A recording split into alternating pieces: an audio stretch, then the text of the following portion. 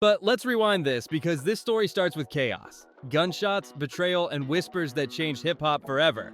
You already know the line, Puffy done killed Tupac. Whether you believe it or not, that phrase still... I just heard shots ring out and then got shot at.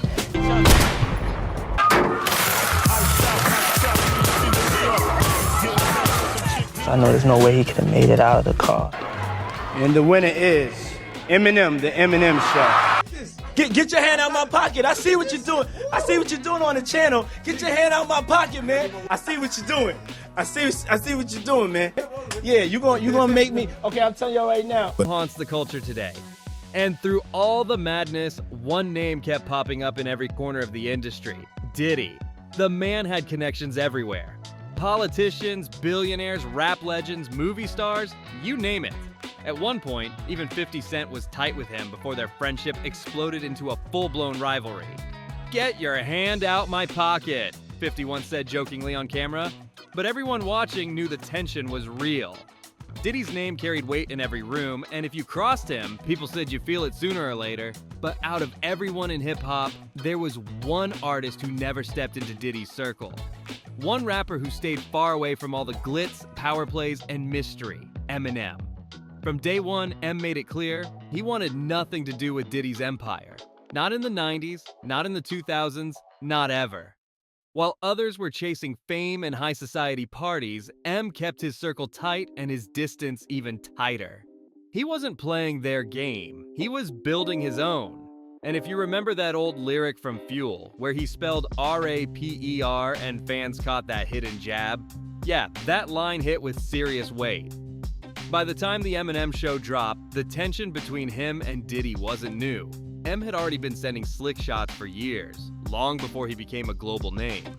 Back in the mid-90s, while M was an underground battler from Detroit fighting to be heard, Diddy was already sitting on top of the world, running Bad Boy Records, the label every rapper dreamed of joining. But not Eminem. He wasn't chasing flashy lights or champagne deals. He followed his gut and joined Aftermath Records under Dr. Dre, a move that would rewrite hip-hop history forever. Here's where it gets wild though. Before anyone outside Detroit even knew who Eminem was, he'd already taken a shot at Diddy back in 1996 on his underground track F*** in Crazy. That early diss wasn't just a joke, it was a warning shot. M was saying, "I'm not afraid of anybody." And he proved it again when it came to another powerhouse, Suge Knight. Yeah, the man behind Death Row Records, one of the most feared names in music. When I knew Eminem was real, he's like, I don't give a man. This is when I fit these niggas outside, what's up? And then the nigga Suge just walked away. The Mexican niggas looked kind of confused, like they didn't know what was going on. My whole career without ever mentioning Suge, told me stay out. This wasn't my beat. Suge responsible for the deaths of the two greatest rappers to ever grace the face of this planet. People didn't just respect Suge, they feared him. They called him the boogeyman of hip-hop. His empire was built on intimidation, not handshakes. But Eminem? He didn't flinch. During the filming of 50 Cent's iconic Inda Club video, Suge rolled up deep with a crew of Mexican gang members, sending a clear message that he still ran the streets. Tension hit the roof. Everyone froze. But M? He walked straight outside to face Suge head on. No hesitation, no hiding, just pure fearlessness. People there said that moment changed how they saw him forever. One witness said, "That's when I knew M was real." Suge had 50 dudes outside. M walked right out and said, "What's up?" And guess what? Suge backed off. His crew looked confused. And just like that, the so-called monster of hip-hop walked away. M didn't let it go though. He hit the studio and recorded a brutal diss aimed straight at Suge. The world didn't hear it at the time because Dr. Dre stepped in, telling M to chill, saying it wasn't worth it, not with Suge's reach in the streets. But years later, that unreleased track leaked, and it was vicious. Every line was a dagger, proving M wasn't scared of anybody. And that's when people started asking, If Eminem wasn't afraid of Suge Knight, Now let's talk some hip hop shit, man. I want to Yeah. talk to Puff right now. Yes, yes. Now it was this documentary that claimed, which we know wasn't true. Yeah. Check this out. We don't talk about things that are nonsense. We don't even entertain nonsense, my brother. So we're not even going to go there, with all due respect. But I appreciate you as a journalist asking. All right. Thank you. And I say, the most feared man in hip-hop, why would he ever be scared of Diddy? Because let's be real, Diddy might not swing fists like Suge, but he pulled strings behind the scenes. He had the business, the brand, and the power to make or break people quietly. Suge ruled with intimidation, but Diddy ruled with influence. And that made him just as dangerous in a different way. But he didn't care who you were. On his Marshall Mathers LP in 2000, he came back swinging, dropping bars that went right for Diddy's neck. Is it because you love me? Did y'all expect so much of me? You little groupie bitch. Get off and go F asterisk, asterisk, asterisk, Puffy. That line wasn't his harshest, but it hit where it hurt. Reminding everyone that didn't bow to anyone, not even hip-hop royalty. Then came the real shocker. He mentioned Diddy's girlfriend at the time, Jennifer Lopez, and the bar? It wasn't a joke. It was dark, uncomfortable, and straight up disrespectful. Sorry, but I don't give a fasterisk, asterisk, asterisk if this chick was my own mother. Then he followed it up with that twisted punchline. I have a son and a new brother at the same time, and just say that it ain't mine. Fans couldn't believe it. The crowd went silent, knowing next bus still he's in police handcuffs. Guilty will he step up like he never turned himself in. And the winner is Eminem, the Eminem Show. Counts the day you put out a hits, the day Diddy admits that he put the hit out, they got pop kill. M had just crossed another line. But Diddy? He stayed quiet. No diss track, no response, just silence. Even without open warfare, everyone could feel the tension. You don't take those kinds of shots at one of the biggest moguls in music and not feel the ripple. But M didn't care. He wasn't looking for peace treaties or industry invites. While Diddy was rebranding himself from Puff Daddy to P. Diddy and later just Diddy, expanding his empire, Eminem was stacking platinum plaques and pushing hip-hop into a new era under Dre's mentorship. Two giants moving through the same world, but on completely different frequencies. They crossed paths at award shows, red carpets, and big industry events, each treated like royalty, but never friends. It was mutual recognition, not mutual respect. Eminem had built his lane without needing Diddy's cosign, and that's exactly what made him dangerous. Because in an industry where power usually comes from who you stand next to, Eminem proved that you could stand alone and still shake the whole room. One unforgettable moment went down in 2003 when Diddy actually handed Eminem a Grammy for Best Rap Album. The crowd roared, cameras flashed, but if you watch that clip closely, the energy between them was icy. There was a quiet tension hanging in the air, like both men knew there was way more history behind those polite smiles than anyone in the audience could imagine. And the winner is Eminem, the Eminem Show, Diddy announced, clapping along with the crowd. On the surface, it looked like respect, but underneath, the vibe was tight. Still, credit where it's due, Diddy's never denied M's talent. In a 2003 Rolling Stone interview, Sean Combs even gave M his flowers, calling him one of the greatest MCs to ever touch a mic. He added that Biggie and Tupac were in a league of their own, but still called Eminem incredible. That statement alone proved Diddy wasn't blind to Marshall's impact. He gave props publicly when few expected him to. But the industry always has a way of looping people back together. Early 2000s, Diddy had his eye on a rising star named 50 Cent. The rumor is he passed on signing him because of 50's street beef with Ja Rule, too risky for Bad Boy Records. That one decision changed hip-hop forever, because 50 ended up linking with Eminem and Dr. Dre, forming a powerhouse that sold tens of millions of records worldwide. It turned 50 into a household name and made him the unexpected bridge between M and Diddy. Things stayed calm for a while, until 2015. That's when a shocking documentary dropped, Murder Rap, Inside the Biggie and Tupac Murders.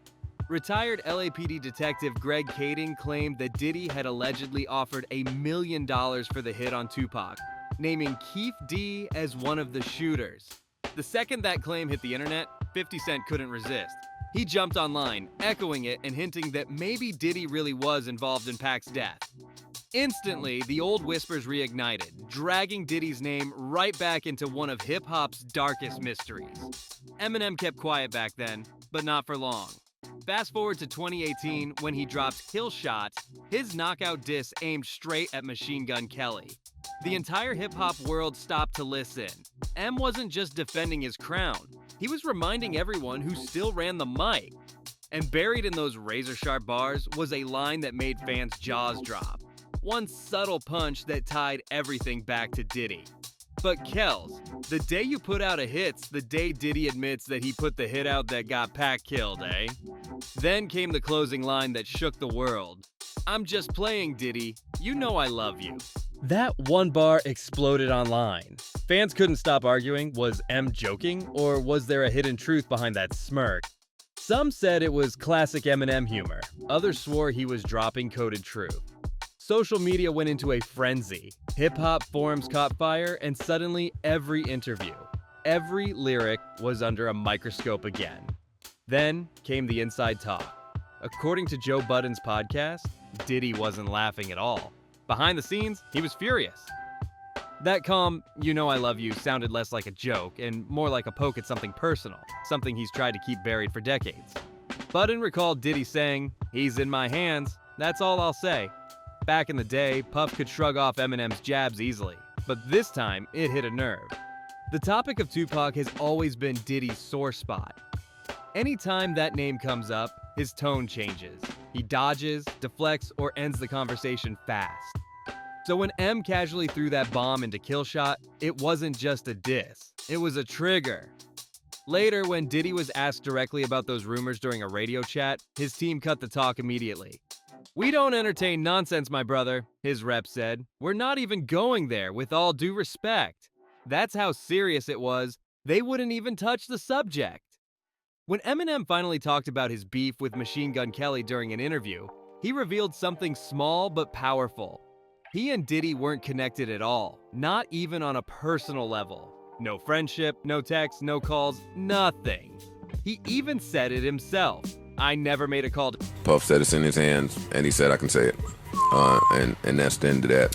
Have fun with that one. He said, there's nothing to say about it. It's in my hands. Back in the Diddy, "I got Diddy's number, but I never hit him up like, 'Yo, Diddy, what up?'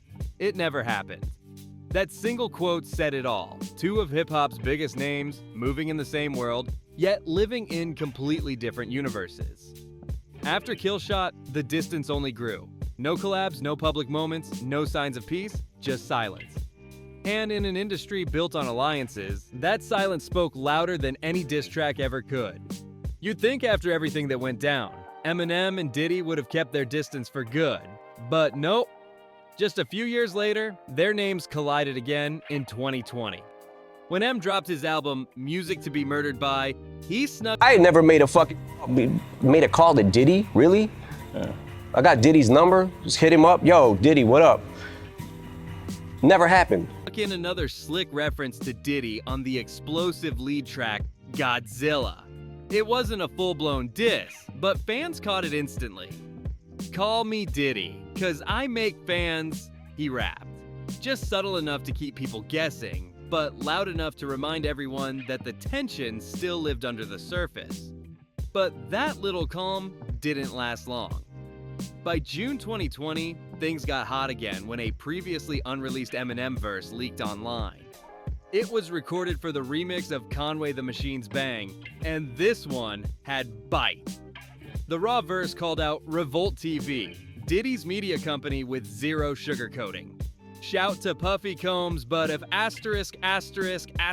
revolt. That line hit like a grenade.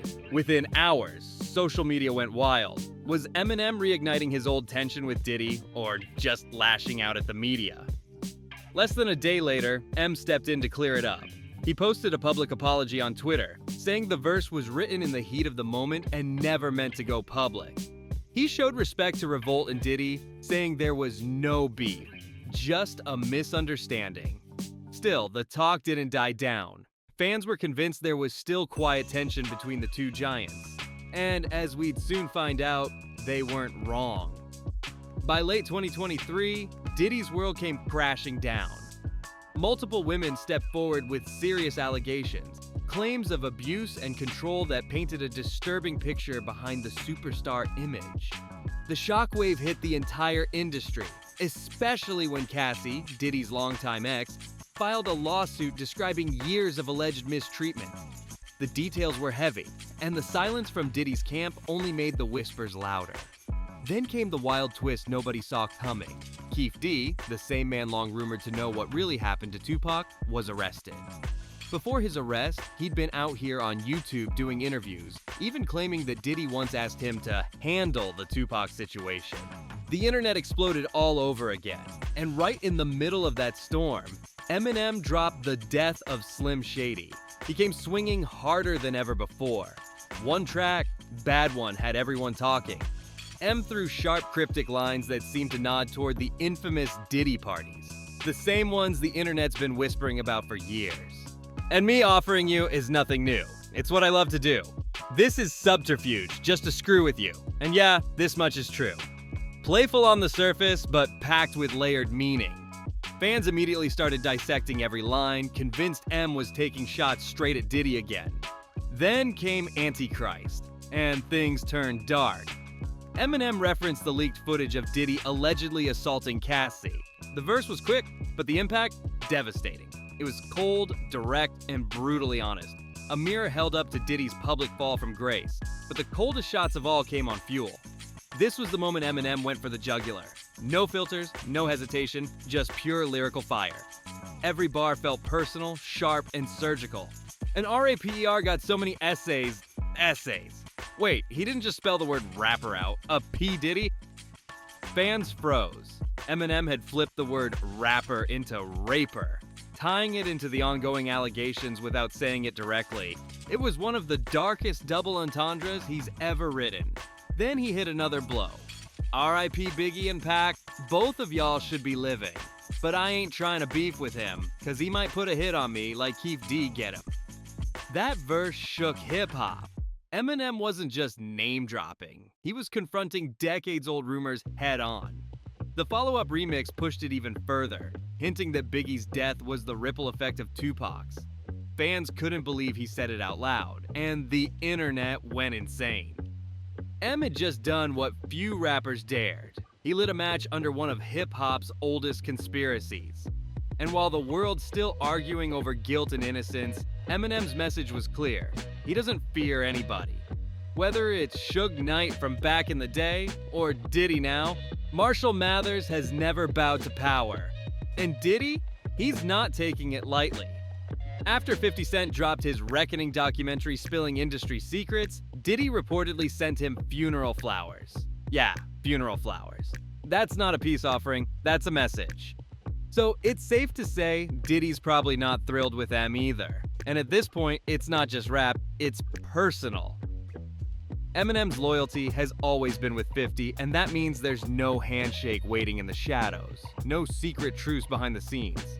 This is real tension, real history, real smoke. And if you thought this story was wild, just wait for what's next. The next video digs even deeper, uncovering connections you won't believe existed. Go check it out right now, and tell us what you think after watching. Do you believe Eminem's just stirring the pot with wordplay, or is there real fire behind the bars? Drop your take in the comments, cause this conversation is far from over.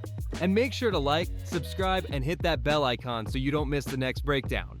Right here on REJECTION, where we keep it real, raw, and unfiltered.